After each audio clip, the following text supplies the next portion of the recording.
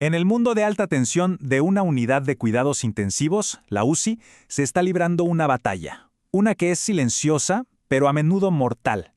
El enemigo no es un virus ni una bacteria visible, no. Son los coágulos de sangre. Y prevenirlos, bueno, eso es como un delicado acto de equilibrio, donde cada decisión, cada movimiento es absolutamente crucial. Y para que nos hagamos una idea de este desafío, pensemos en esto: un equilibrista.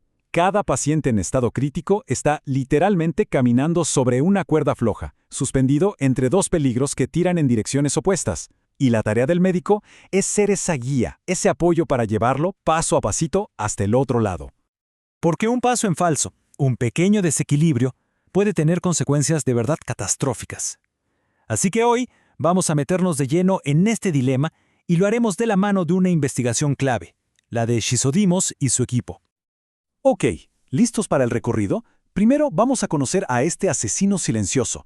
Después veremos por qué la solución es como una espada de doble filo. De ahí nos pondremos en los zapatos de los médicos, cómo evalúan el riesgo, cuál es su manual para tomar decisiones y al final, por qué cada caso es un mundo. No hay dos equilibristas iguales. Vamos a empezar por el principio, por definir al enemigo. Su nombre técnico es tromboembolismo venoso, o TEV para abreviar, y en la UCI es como un depredador, uno que casi nunca se ve venir. A ver, el TBV viene, digamos, en dos sabores. El primero es la trombosis venosa profunda, que es básicamente un coágulo traicionero que se forma, por lo general, en las venas profundas de las piernas. Pero el segundo, ese es el más letal, la embolia pulmonar. ¿Qué pasa aquí? Un pedacito de ese coágulo se les prende y viaja como un proyectil por la sangre hasta que, ¡pum!, se clava en los pulmones. Y eso puede cortar el flujo sanguíneo de una manera crítica. Y para que dimensionemos el problema, el simple hecho de estar en un hospital multiplica el riesgo de que esto pase por 100. Es un aumento brutal. Y si hablamos de la UCI, donde los pacientes están mucho más graves, mucho más inmóviles, bueno, el riesgo es todavía más alto. Los números, la verdad, asustan un poco. Sin ninguna medida para prevenirlo, casi un tercio de los pacientes en la UCI podrían terminar con un coágulo. Pero aquí viene lo complicado. Incluso con la mejor prevención del mundo, el riesgo nunca es cero. Sigue siendo una amenaza real para más o menos 1 de cada 20 pacientes. Y el mayor problema es que el TEV es un enemigo que se mueve en las sombras. Sus síntomas, no sé, una pierna hinchada, que falte el aire, se pueden confundir con 1000 otras cosas que le pasan a un paciente en estado crítico. Pero la prueba más dura, la más escalofriante, viene de las autopsias.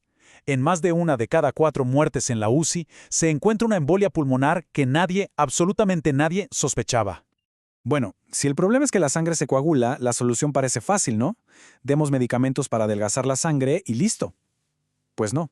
Justo aquí es donde el acto de equilibrio se pone de verdad peligroso. Porque la solución es una espada de doble filo. Y aquí está la gran paradoja. Esos mismos anticoagulantes que salvan vidas al prevenir coágulos son los que pueden causar una hemorragia que no se pueda controlar. Es un toma y daca constante, un intercambio de riesgos. Si proteges de la trombosis, expones al sangrado, y si proteges del sangrado, le abres la puerta a la trombosis. Entonces, ¿cómo le hacen los médicos para empezar a caminar por esta cuerda tan fina? Bueno, el primer paso es evaluar a cada paciente, uno por uno. Hay que saber de qué lado de la cuerda hay más peligro para esa persona en ese momento. La razón por la que estos pacientes son tan vulnerables se puede resumir en 3 puntos clave, algo que se conoce como la tríada de Virchow. A ver, punto 1, la estasis venosa. Como no se mueven, la sangre se estanca. Punto 2, la lesión del vaso. Los catéteres, las cirugías, todo eso puede dañar las paredes de las venas. Y punto 3, la hipercoagulación. Infecciones muy fuertes como la sepsis hacen que la sangre se vuelva como más pegajosa, más fácil de coagular. ¿Y qué pasa? ¿Que los pacientes de la UCI cumplen con los 3? Para poder medir este riesgo, los médicos se vuelven casi detectives. Usan herramientas como la puntuación de Padua. Es como una lista de pistas a las que les van asignando puntos. A ver, ¿el paciente tiene cáncer activo? Ok, 3 puntos. ¿No se puede mover? Otros 3. Si la suma llega a 4 o más, ¡pum!, se encienden todas las alarmas. Estamos frente a un paciente de altísimo riesgo. Muy bien, una vez que ya se sabe el riesgo de que se forme un coágulo, la atención gira 180 grados hacia el otro abismo, el riesgo de sangrado. Y esto da inicio a un proceso de decisión que es casi como un algoritmo, y que empieza con una sola pero importantísima pregunta. Y esta es la pregunta del millón, la que lo cambia absolutamente todo. ¿El paciente tiene un riesgo alto de sangrar, o sea, está sangrando ahora mismo? ¿Tiene las plaquetas por los suelos? ¿Acaba de salir de una cirugía mayor? La respuesta, un simple sí o un no, divide el camino a seguir en dos rutas totalmente distintas. Si la respuesta es no, si no hay un riesgo alto de sangrado, entonces el camino es el de los medicamentos. La primera opción suele ser la heparina de bajo peso molecular, que es, digamos, más predecible y más fácil de manejar. Pero, ¿qué pasa si los riñones del paciente no están funcionando bien? Bueno, ahí se cambia a la heparina no fraccionada, una versión un poco más antigua, pero que tiene una ventaja. Su efecto se puede revertir mucho más rápido si las cosas se complican. Pero si la respuesta es sí, si el riesgo de sangrado es muy alto, los medicamentos quedan totalmente descartados. Ahí se elige el camino mecánico. ¿Qué significa eso? Se usan unos aparatos de compresión neumática intermitente. Imaginen unas mangas en las piernas que se inflan y se desinflan solas, imitando el movimiento de los músculos al caminar para que la sangre no se estanque. Y si eso no se puede, la alternativa son las clásicas medias de compresión. Y ojo, que esto es clave. La cuerda floja no es estática, cambia todo el tiempo. Un paciente que hoy no tiene riesgo de sangrar, mañana puede que sí. Por eso esta decisión no se toma una vez y ya. No, este proceso de evaluar los riesgos se repite todos los días, para cada paciente, sin excepción. Pero claro, este manual de decisiones es solo la base, porque la realidad es que no todas las cuerdas flojas son iguales. El acto de equilibrio para alguien con un traumatismo en la cabeza es completamente diferente al de alguien con una infección por todo el cuerpo. Esta complejidad se ve clarísima en casos especiales. Pensemos en una lesión cerebral. Empezar a darle anticoagulantes a ese paciente podría causar un sangrado catastrófico dentro del cráneo. Por eso, con ellos se empieza sí o sí con los métodos mecánicos, y se esperan de 24 a 48 horas, con mucho cuidado, antes de siquiera pensar en usar fármacos. Y solo si todo esté estable.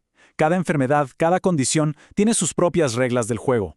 Y un ejemplo muy reciente y extremo de esto fue la COVID-19 grave. La inflamación que provocaba en el cuerpo era tan bestial que la sangre se volvía súper propensa a coagular.